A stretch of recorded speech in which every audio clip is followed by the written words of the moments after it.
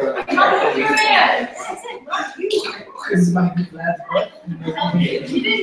right, we got 4. We got 2 more.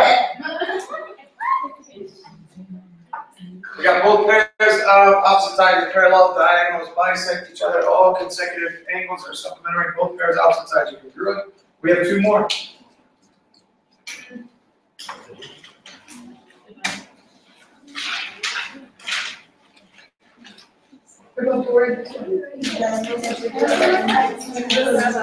Two.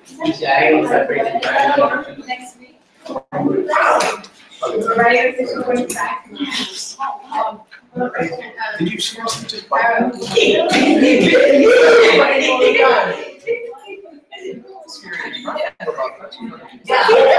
very serious problem.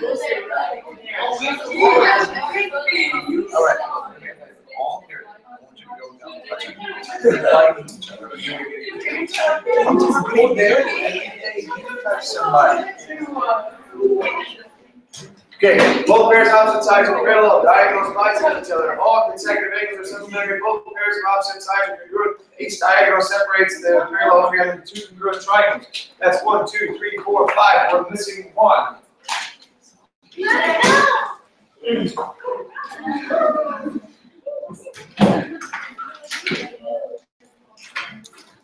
You're touching.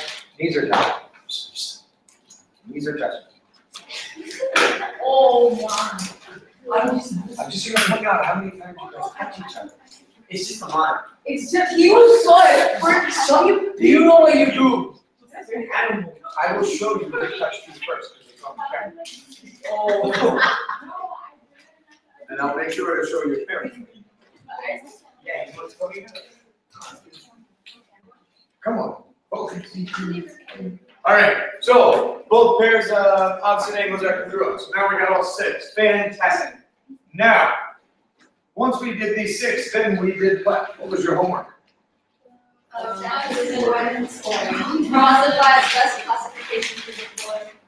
To best classify the quadrilaterals was the very first test that we did. For all of them, we tested to make sure that it was, or if it was a parallelogram. How many ways do we have to prove that it's a parallelogram? 5. 5 ways. Okay? So, these are the 6 important facts. 6 important facts about parallelograms. Okay, then we need to go through this markers. Yes.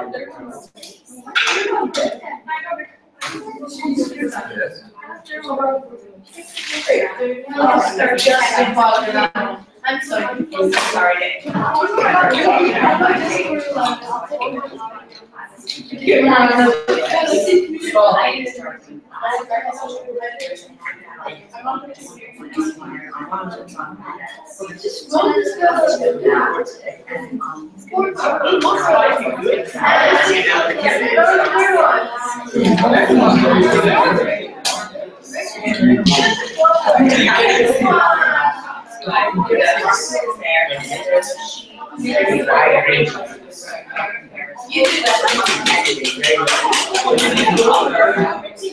I got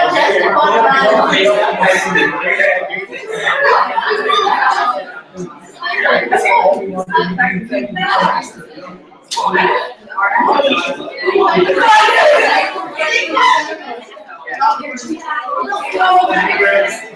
Okay, hey, here we go. Sorry about that. All right, so we got 6 important facts. 5 ways to prove a quadrilateral is a parallelogram. No, this one's good. Okay. What's 1? What? Okay, so we need to show both pairs opposite sides are parallel. What's another one? Angles bisect each other. How many? Angles? Both diagonals bisect each other.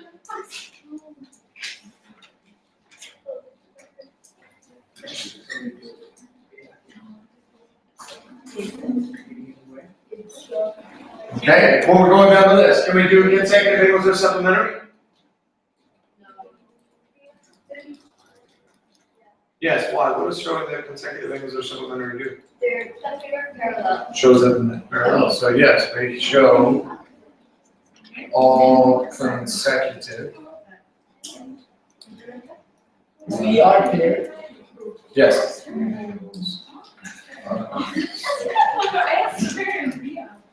Okay. Both pairs have opposite sides congruent. Can we do that one? Yes. Yes. And opposite.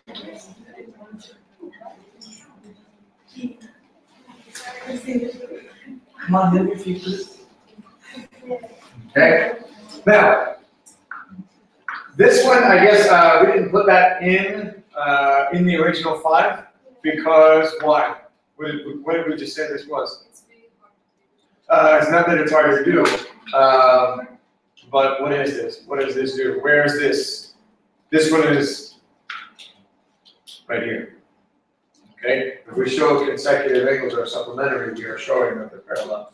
Okay. So I think we separated that, or excuse me, combined them before. All right. What's another one? Okay. Show both pairs of opposite angles congruent. Okay. And then I guess we could really say that this is 1B because that's the same thing. And then that would make this 3. That would make this 4. And then the 5th thing, the last thing, which is what? Show one pair of sides is both parallel. Show one pair of sides being both parallel and congruent. Okay. So this one we wrote this one slightly 2 different ways. That's okay. It's still the same thing. All right. You're showing that consecutive angles are supplementary. Okay. That's an example. Oh my God! Oh. What's the fact that you're touching? You can't touch it. Move, Goodbye. All right. So when we show that consecutive angles are supplementary, we are showing that they're parallel. Sides are parallel. Okay. So we've got that. Now, once we've established that we had a parallelogram, then the next thing that we had to do was what? Check to see if there's a rhombus. How do you check to see if a parallelogram is a rhombus? Oh wait. Whichever one. Does it matter which one we check for first, rectangle or rhombus? Okay. No. Well, one of the rhombus checks is show that the diagonals are perpendicular. The other one is consecutive sides are congruent. So then we check for what? Rectangle. Or rhombus if you did rectangle first. But what's a check for a rectangle? Show the diagonals are congruent, or what about perpendicular? Consecutive sides are perpendicular. Okay, so let's write these down. So the check for a rhombus. Okay. Now keep in mind, the first check for a rhombus and the first check for a rectangle is what? They have to be a parallelogram. So the very first thing is must be a parallelogram. Okay? And then the second check is for a rhombus that we said consecutive sides are congruent or diagonals are perpendicular. Okay? Come on. Here we go. So then, so the rectangle, same way. The first check, check to see if it's parallelogram. And then there's consecutive sides. Consecutive sides. Okay? Consecutive sides are perpendicular or diagonals congruent. Very nice. And those are what we did. Now, what's the check for a square? Okay, so for the square, ooh, that's not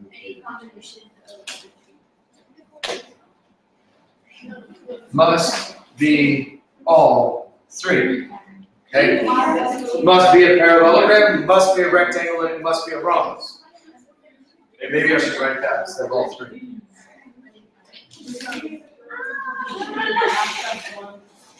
Must be a parallelogram, rectangle,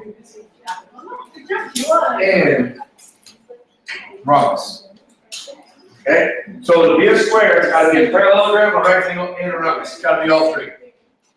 And that's what we did the other day. Now, to finish it up, we have two more categories of quadrilaterals. Kite and trapezoid. Okay? Well, let's start with a kite, since it probably is the easier. What do we know about a kite again? Okay, so no parallel sides. Okay, what else do we know about a kite? Okay, it's a quadrilateral. What do you know about the diagram? Ooh, not bisect. Well, they're going to intersect, but what's so special about that intersection? Ladies. No, because if the diagonals bisect each other, then we don't have a kite. We got a parallelogram. So we don't want the diagonals to bisect each other. Well, I should hold on to that thought. We don't want them to bisect each other. We don't want. All right, I guess we can put that on there because it is true. Diagonals.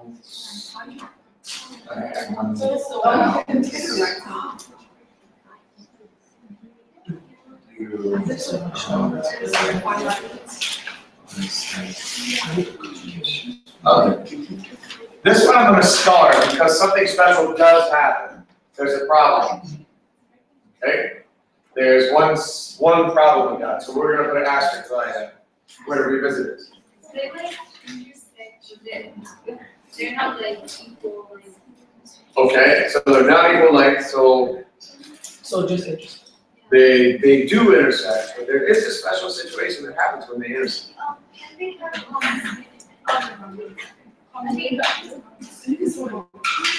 Which one?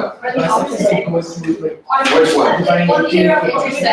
Okay, so we have one pair of congruent opposite angles.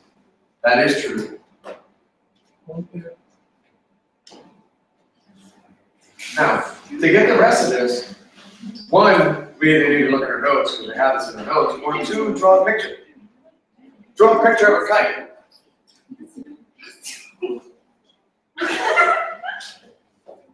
If we have a kite, they are. Okay? Diagonals are perpendicular.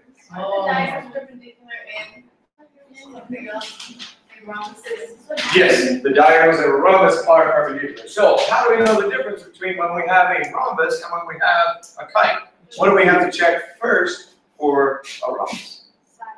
Well, check to see if it's a parallelogram. Can a kite be a parallelogram? No. So, if it passes the parallelogram test, we know that it cannot possibly be a kite. So if it passes the parallelogram test, then we're looking at a potential rhombus. But if it fails the parallelogram test, then we've got to check because it might be a kite still. Did you say something like if we know that it's like we can prove it in one way, we don't have to show the other? Correct. Correct.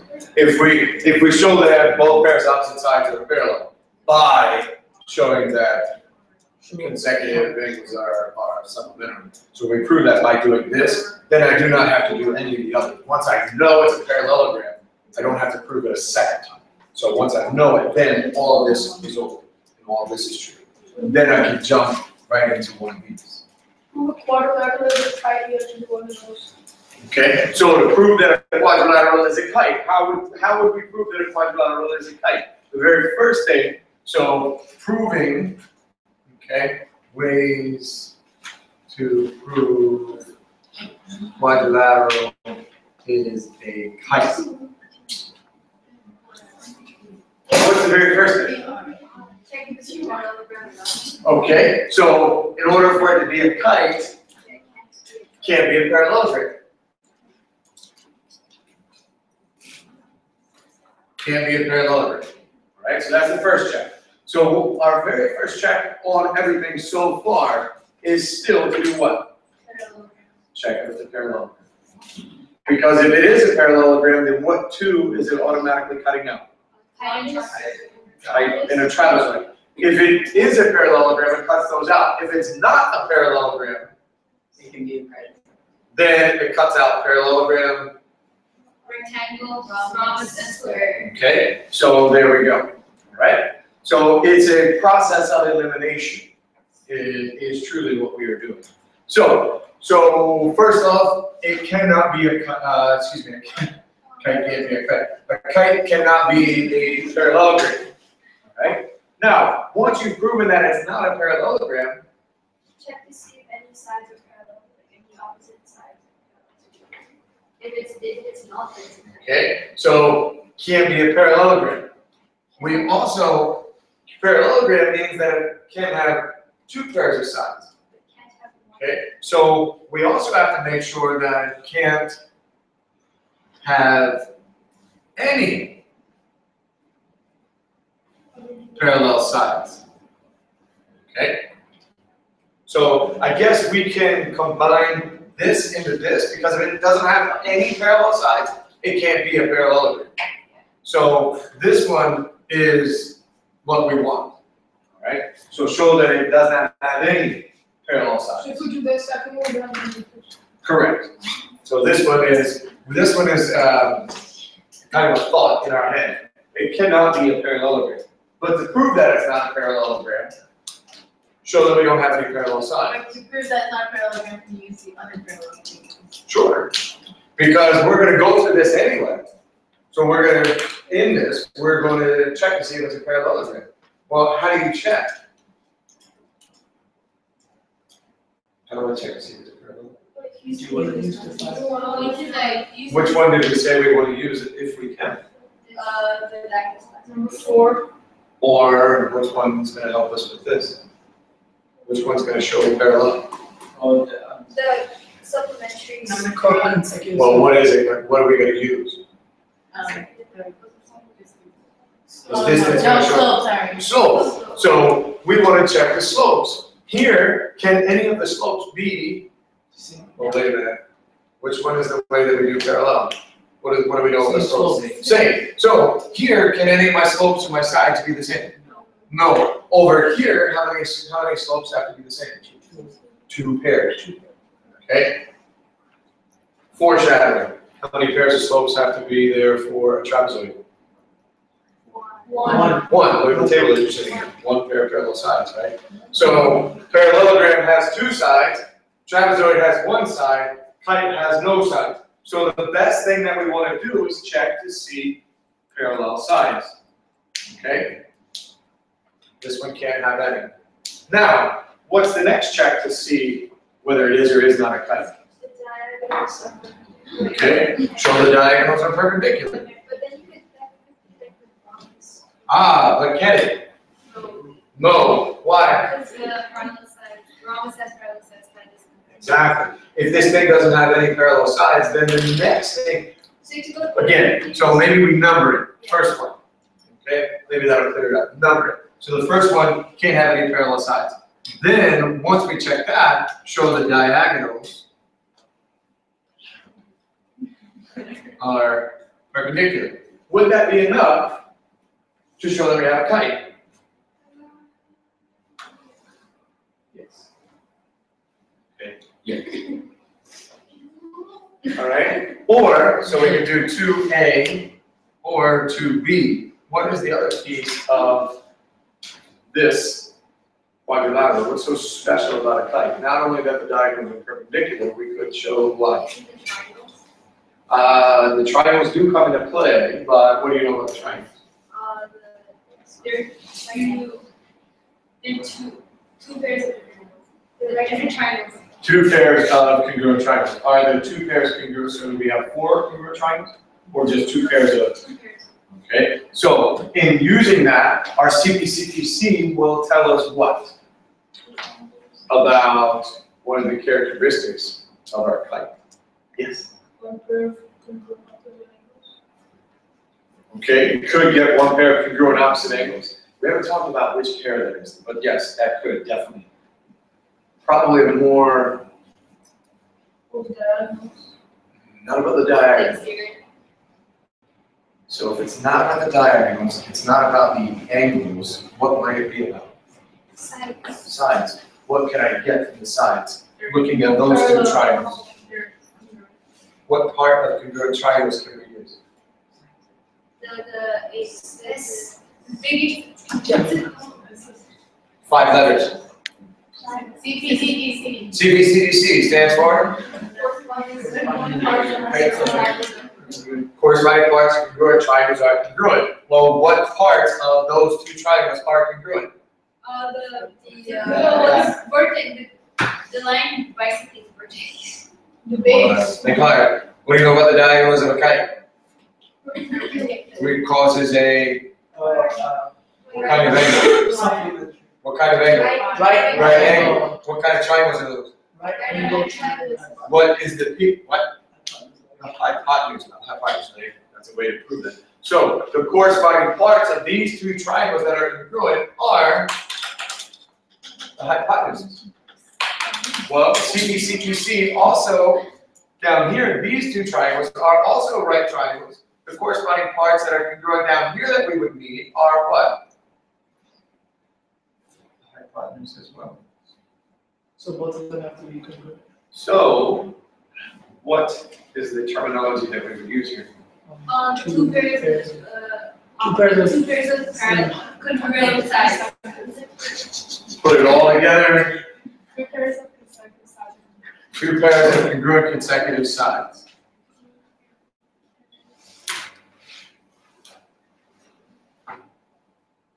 That is,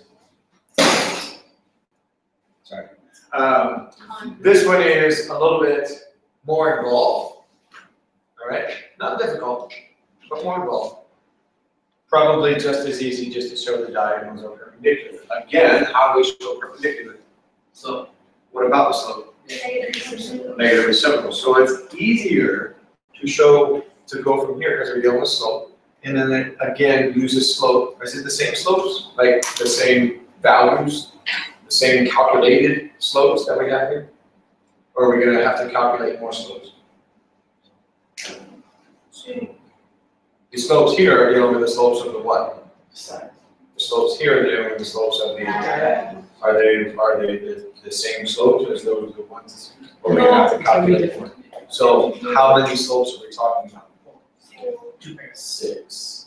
Okay, 4 for each, 1 for each pair of the sides, or excuse me, 1 for each of the sides, 4 sides, that's 4. And then 1 for each of the diagonals, 2 diagonals, so we're looking at 6 slope values. Okay, 2 pairs over here have to be the same for a rhombus, and then 2 pairs over here have to be negative reciprocals for the diagonals. Okay. Not hard, just involved and complicated. All right, so we have that. Coordinate or not coordinate, this is what we would use. Okay, if we had the coordinates, we check the slopes. If we didn't have the coordinates, then we might be going through this. How would I get this? What did we just talk about? CPCTC, which means that I had to get what first? What is the C's parts of? Yes. So we would have to get congruent triangles and then use this up. If I didn't have the coordinates. Okay? Because sometimes I'm going to give you coordinates and you're going to have to classify, and sometimes I'm going to give you a diagram and you're going to have to determine whether it is or whether it is not a kite. Okay? Meaning, when I give you a diagram, more of the traditional style questions, the ones that we start off with, like, okay, classify this triangle, and I just give you this. What kind of triangle is that? You know, those types of things. Okay. Well, here I could also say something like this. Find the value of x. How would you find the value of x? 7 equals each other. So this one is more of the traditional style where we have the diagram and I'm working from the diagram, but I'm working with parts that I know. Or if I have the task of determining whether this thing is or is not a kite, I would say find the value of x. That would make this quadrilateral a kite. Okay? So maybe I didn't know that those two were congruent. I would have to know that they would be congruent in order for it to be a kite. Okay? So be ready to attack all of those problems. All right, so that's a kite. It's pretty straightforward.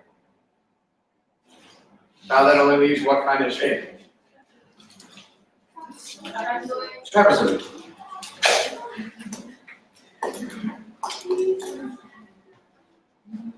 All right. Now, the trapezoid.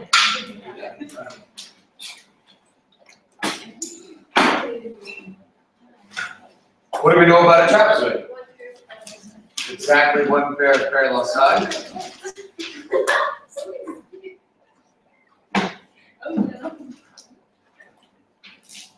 Okay. Yes. Not a parallelogram. Okay, not a parallelogram. All right. What else do we know?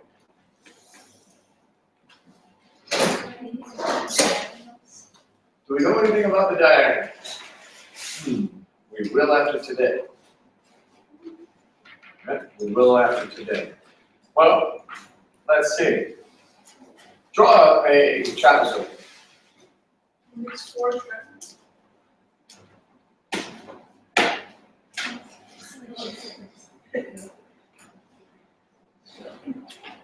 Is that a trapezoid? Sure. One pair, parallel sides. P, R, A, P. Okay?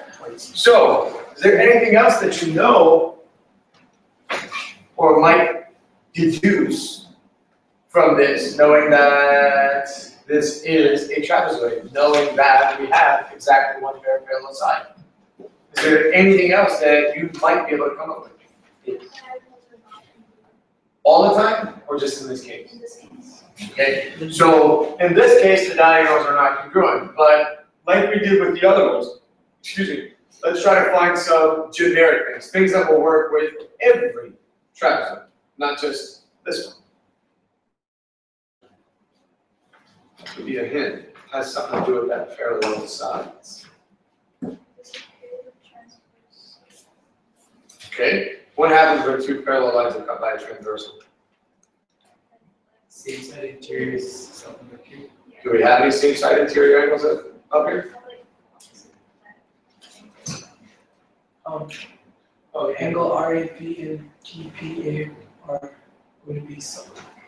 You said angle RAP And TPA, and angle TPA. What do you know about them? they're going to be something. I didn't know that. They're same side interior. If Two parallel lines cut by a transversal, same side interior angles are supplementary. Now I'm going to shorten that up a bit. Angle A, the measure of angle A plus the measure of angle P is equal to 180. Is that the only pair? no, T and R. Angle T and angle R. So R what? A-R-E, R what? Measure of angle T plus the measure of angle R. Supplementary, so they add 880. Okay. How about a measure of angle T and a measure of angle P? They are same side interior. Are they supplementary? Can they be supplementary? What happens if they are supplementary? If angle T and angle P are supplementary, then what would that tell us? Which ones would be parallel? Segment RT and segment AP. Can segment RT be parallel to segment AP? No, well, not necessarily rhombus, but a parallelogram, because then we would have two pair of parallel sides. Not allowed to have two pair of parallel sides. We're only allowed to have exactly one pair of parallel sides. So we need to find a way to say this for all trapezoids.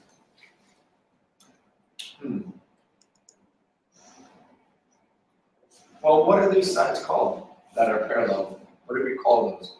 Do you remember? Basic. Excellent. So, what are the sides that are not parallel? Legs. Okay? So, can we think of a way that we can talk about and give a definition or words to that will work no matter what these angles are, A, P, T, R, whatever? What is so special about angle A and angle P? What do you know? Do they share something? Do they not share something? Are they located in a certain spot?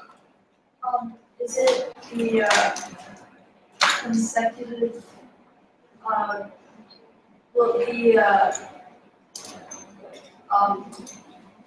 Sorry. Okay. Are they in? Okay, they are they alternate interior angles? Are they on opposite sides of the parallel? If these are the parallel sides, this is my transversal. These are same side interior. They're consecutive interior. Well, we said that this was a base, this is a base, this is a leg, and this is a leg. What's those legs and bases? Like, intersect. You created transversal with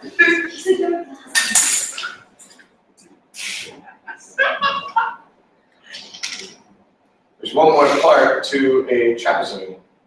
We've got all the sides there. What about the angles? What do we call them? They are vertices.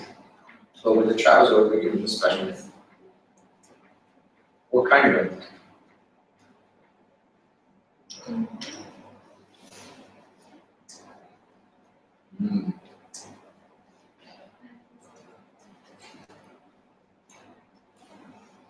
Starts with a B. Take a long guess. Base angles. Base angles. They're all base angles. So these are base angles. All right? They're all four base angles. Now,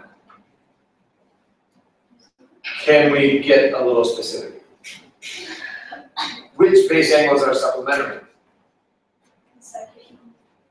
But these two are consecutive, and you told me those two are not supplementary. What's that? Okay. The angles that have the leg in between. How do we say with the leg in between? What was that word? It was back when we were dealing with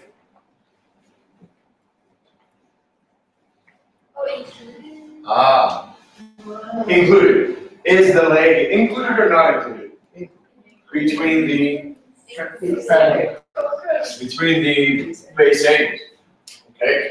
The base angles that share a leg or a base? Leg.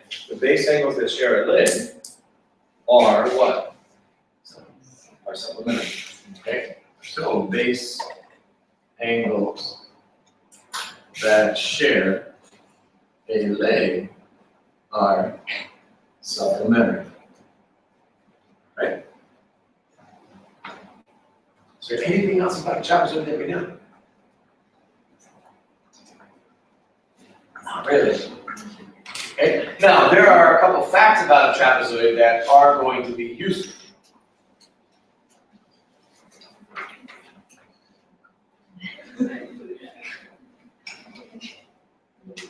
Actually, let me get a little more generic than this. Okay, remember one of these theorems that we talked about that said when we have a triangle, and I have some scaling triangle.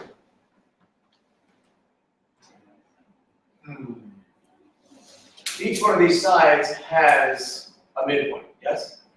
We can find the midpoint in a second, no problem. What happens? A triangle ABC. What happens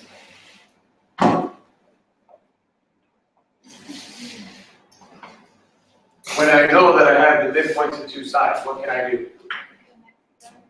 Okay, I connect them. What happens when I connect them?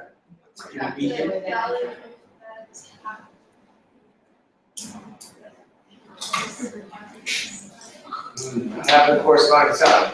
Half of what? Parallel side. Half of the side that's parallel, half of that third side. Remember, what is this segment called that connects point B and point E?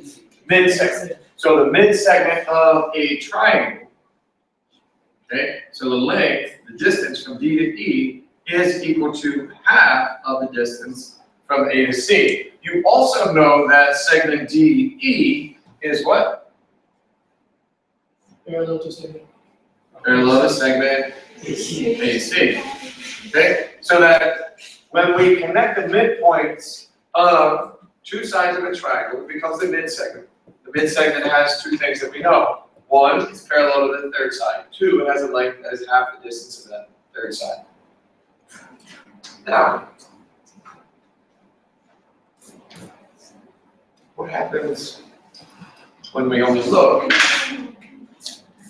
at that shape? What is that?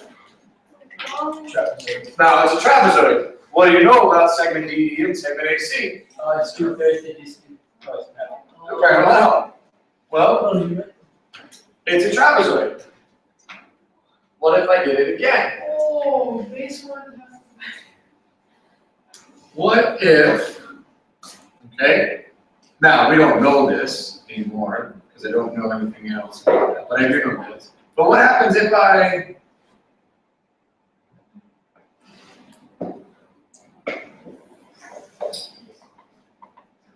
what do you think would happen if I found the midpoint again of these segments and I connected those midpoints? What would happen? I think you said it, but three people said something at the same time. I could just make sure it's that. Another trapezoid. Okay, another trapezoid. How do you know it's a trapezoid? Because there's one pair of parallel sides. So you're saying what? What do you know about That they're going to be parallel to AC again. segment FG now? Is going to be parallel to segment AC, but not only is it going to be parallel to segment AC, it's also going to be parallel to segment DE. This is also the midsegment. Okay? So a triangle has a midsegment and a trapezoid has a midsegment. Well, that triangle, the length of that midsegment in a triangle, if we put this back, okay, if I put that back, we said that that midsegment of the triangle is equal to half this. How long is that one? Almost as big. Almost as big. That's pretty close. It's a little bit difficult, right?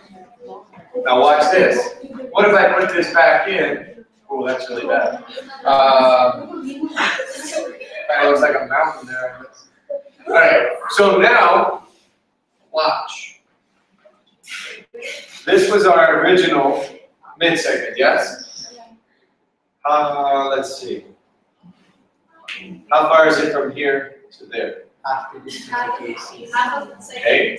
How far is it from there to there? 0. What? From here to here. 0. Right? Oh, it's a quarter. What happens when I add 0 plus the distance from A to C and divide by 2? 3/4. It's D. It's D. FG is 3/4. How? What happens when I take 0 plus the distance from A to C and I divide it by 2? Equals the same as D. This is the same as 1/2 the distance from A to C. Wouldn't that, what half divided by one? Now, only if this from C to D is the same as B to D, right? Now I can take this idea and say F to G, how far is it from here to here? Not 0 anymore. From here to there is what? The distance from A to C. Don't know. I just know it's the distance from D to E, right? Here I knew that it was the distance from B to B. I know that. Well, the distance from B to B is 0. Well, I don't know what the distance from D to E is. I just know it's the distance from D to E. Well, I still add it to the distance from A to C. And then if I take that and divide by 2, well, what happens when you have two things add up and divide by 2? What are you finding? Average. This segment DE is the average between 0 and this. This is the average between the length of this side and the length of this side. That's always going to be true. So the mid-segment will always have the length that is the average length of the bases. How many bases are in a trapezoid? 2. So if you take the length of each base, add them up, and divide by 2, you get the length of your mid-segment. Okay? That's always going to be true. Okay? That makes sense? So yeah, if you have GT and AC divided by 2, you get the second. Yeah, because it's right in the middle of the. So now,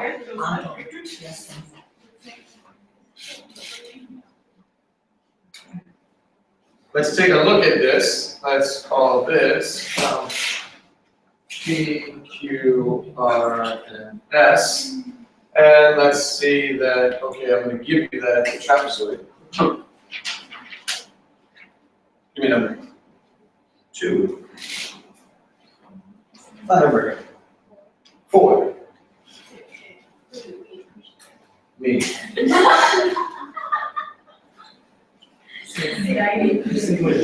How far is it from A to B? 3. How'd you get 3? 2 plus 4 divided by 2. 2 plus 4, which is 6. 6 divided by 2 is 3. What else do you know about segment AB? It's parallel to segment SR and PQ. That's it. Okay, so really our mid-segment of our trapezoid really is no different than the mid-segment from our triangle. Okay, this is actually where they came from. The two are linked together. They are truly dealt with back in Euclid with the original elements, and the original geometry that we were studying was put together and discovered and written down. This was not separate from the triangle. They were discussed at the same time. This relationship is if I continue to cut this thing down and down and down and half and half and half and half, midpoints and then the midpoints and then the midpoints and then the midpoints, I get all these different shapes. I get all these different very cool things happening, very different relationships happening, and this just happens to be another one. Okay. So our mid-segment in our triangle and our mid-segment in our trapezoid are almost identical. One is dealing with the triangle and one is dealing with the quadrilateral. Okay, but what they give us is the same. They give us parallelism. They give us half of something, or they give us a length of the something. In this case, with the trapezoid, it's half of the sum of the bases. Okay? In the triangle, it's half of the other side. All right. Now, for generic trapezoids, that's all we know. Because trapezoids can have all different angle orientations. But what about the trapezoid that you're sitting at? What is so special about that trapezoid? Look at it. Which side? The legs.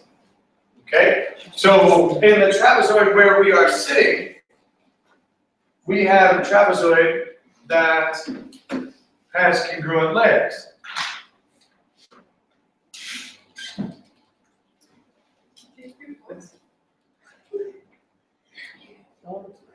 Okay? We have a trapezoid that has congruent legs. Well, what else do you notice about the table? One pair of parallel sides. What else? Which angle? All 4 angles are congruent? Angles can be parallel. Consecutive side Consecutive angles are congruent. Which consecutive angles? So let's see. W, X, Y, Z. Which ones are congruent? W and X, Y. No, W, X, and Y, So at our table, what do you know about angle W?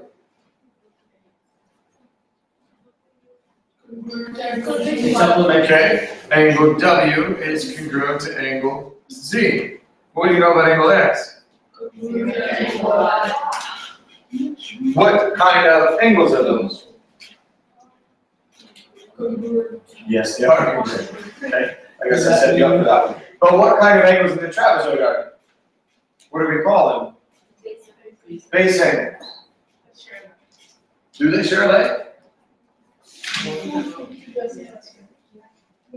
No, they share a base. They share the base. So, angle W and angle Z are congruent. They share a base. So, what's so different about this trapezoid than, say, this trapezoid? Is that nice also? This one is an isosceles trapezoid. Where do you think an isosceles trapezoid comes from?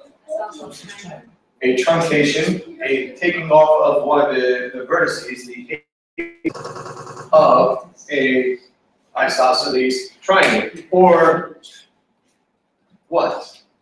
Is it? What other kind of triangle could I get this from? Equilateral triangle. An equilateral triangle. Okay, I could take an equilateral triangle, because remember I told you that this. Well, what happens when I do connect the midpoints of this thing? If this is a triangle where all 3 sides are congruent, what happens when I connect the midpoints of 2 of the sides? Boom. Raise the top. What kind of trapezoid is this? Now it's an isosceles trapezoid. Well, in the original triangle, what did you know about these angles? They were congruent because they were opposite congruent sides. Okay, same thing is true here. But in the trapezoid,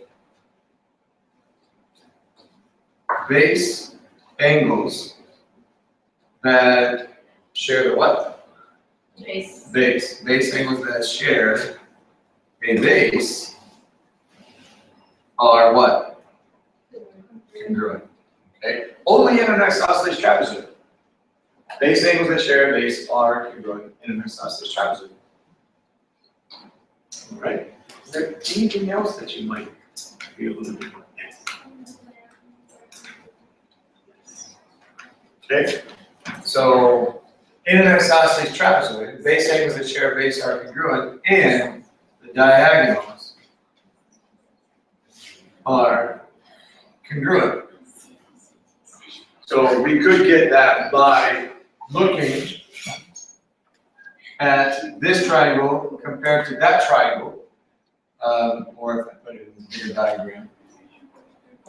If we prove triangle WYZ is congruent to triangle ZXW, we prove that, which we can very easily, we will get that this diagonal is congruent to that diagonal by CBCBC. Okay, so in an isosceles trapezoid, we know these two things. Well, now we have an extra piece that we can go through because now we have a way to prove whether we have or do not have a trapezoid. Okay, because now we have this that says prove that we have exactly one pair of parallel sides. Well, how do I get parallel again? Or what? Same slope. So if I look at the slopes of all four of my sides, if none of them are equal, what kind of shape am I looking at? Possible quadrilateral or a kite. If I have exactly one pair of them that are equal, I'm looking at a trapezoid. If I have two pairs that are equal, then I have a parallelogram. So it all goes back to the slope. If I calculate the slope, 0 might just be a regular quadrilateral, or it could be a kite. One pair, it's a trapezoid. Two pair, it's a parallelogram. Well, now that we have just a trapezoid, now if I'm looking at the best classification, now I gotta see, well, is it just a trapezoid, or is it an isosceles trapezoid? They are two different. Remember that Venn diagram? Remember the Venn diagram? We said this is all quadrilaterals.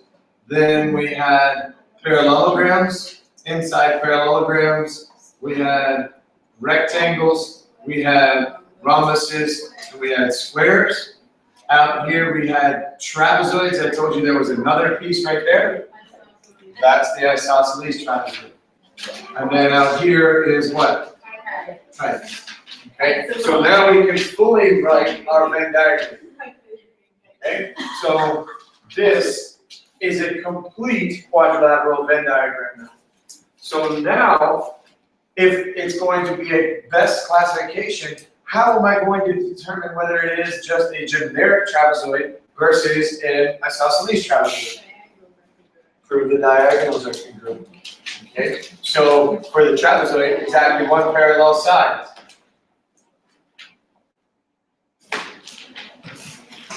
Okay, so the very first thing to prove that it's an isosceles trapezoid is it must be a trapezoid. Okay, can't be an isosceles trapezoid if it's a kite. So the very first thing is we got to be a trapezoid, which means that we have to have exactly one pair of parallel sides. Then the next thing is to show that the diagonals are congruent. Okay. How do I show congruency? Do I use slope? Do I use slope for congruency? Distance. Okay, so this is the one that we have to show the distances of. Okay. All right. So now we have gone through 1, 2, 3, 4, 5, 6, 7, 8 classifications of quadrilaterals. You now have all the tools to best classify any quadrilateral that I give you. All right? Now it's just a matter of putting all the work together. That's a lot of information. Easy, right? For the most part, have we really done anything new? Yes. Determine that the quadrilateral is just a normal trapezoid. What steps would we take? Okay, so good question. So if I'm going to do a trapezoid, what must happen if I have a trapezoid? I have exactly one pair of parallel sides. Then it's a process of elimination, right? Okay, this whole process that we're going through classification is by elimination. Check the length of the diagonal. If the diagonals come up to be congruent, it's isosceles. But what happens if they come up to be, one is the square root of 10 and one is 5? Then it's just a normal trapezoid because the diagonals are not congruent. So we prove that it's a trapezoid by eliminating the possibility that it is an isosceles trapezoid. Okay, believe it or not, that is an excellent testing strategy for your SATs, for the multiple choice. If you are on a multiple choice and you don't know, I don't know how to do this problem, I don't know how to solve this equation, and it's a multiple choice, plug the values in. Whichever one works, that's your answer. I don't care how you solve it. right? Doesn't matter, it can be an equation to the 15th power, but if you plug in the values that are given, and it comes out to be a true statement, that's the answer.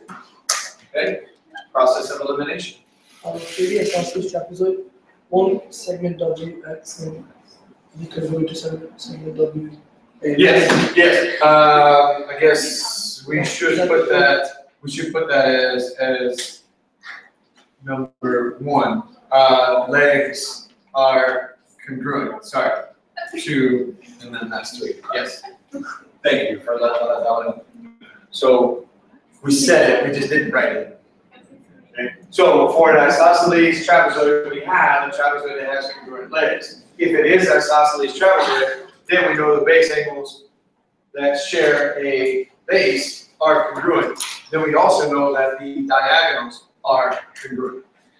Okay? Easy enough. All right, now, practice time. Oh, you just think you're getting all that?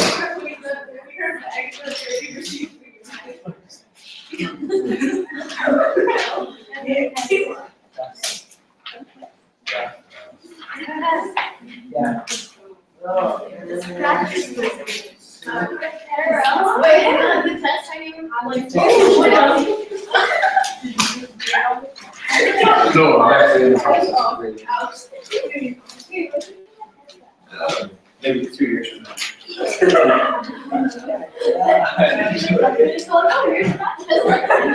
Okay, now, your homework the other night was dealing with the coordinates for quadrilaterals, rectangles, rhombus, and squares. Now, I take it back. I've given you all the information to best classify, so now we're able to do this. But this is now taking a half a step back a little bit, and now looking at the more traditional type of problems related with rectangles, rhombuses, squares, quadrilaterals, parallelograms, and potentially a trapezoid or two. Okay? So you should be able to answer these with somewhat ease.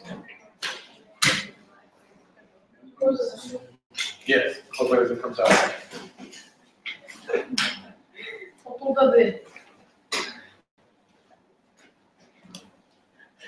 You saw that, right? That's you. I don't know what he's taking a water bottle to the bathroom. I'm gonna fill it up.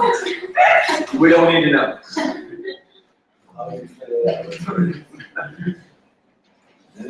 Been watching too much Bear for this.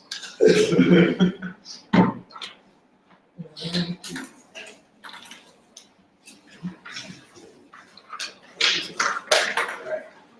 You guys are working on that.